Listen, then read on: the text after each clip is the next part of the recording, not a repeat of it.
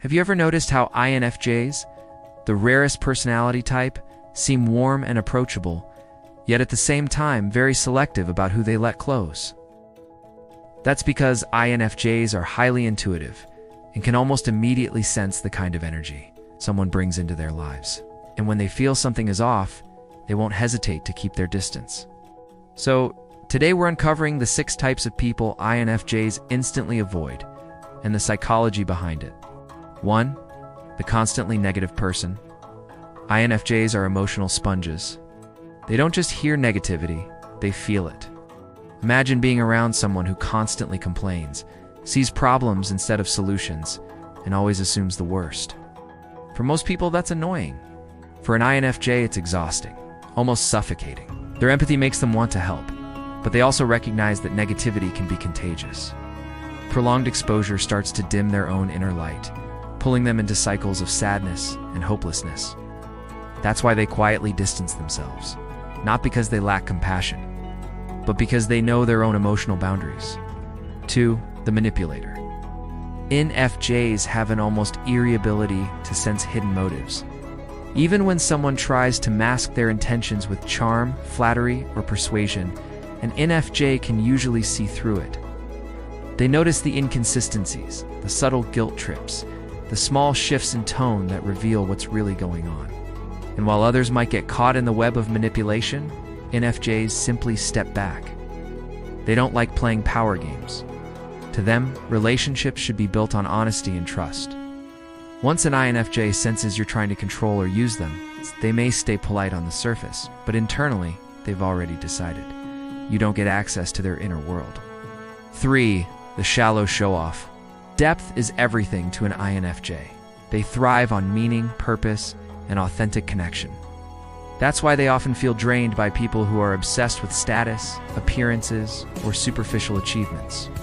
When someone constantly brags, flaunts wealth, or talks only about material success, INFJs feel like they're staring at a glossy mask, and they crave what's underneath.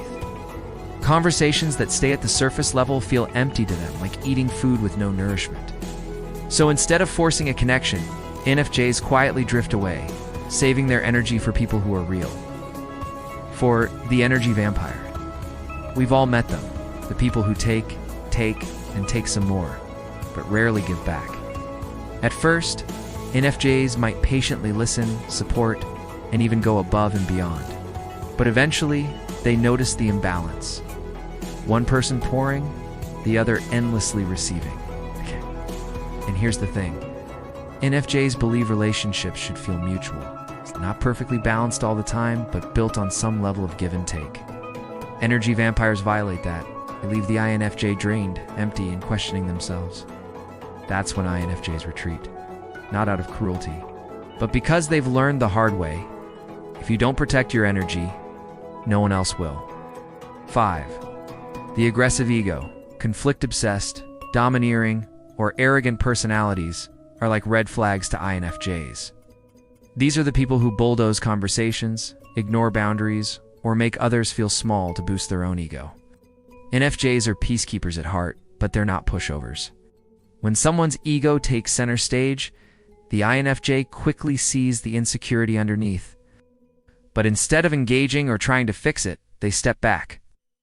They know that battling with someone's unchecked ego is a waste of their time and energy.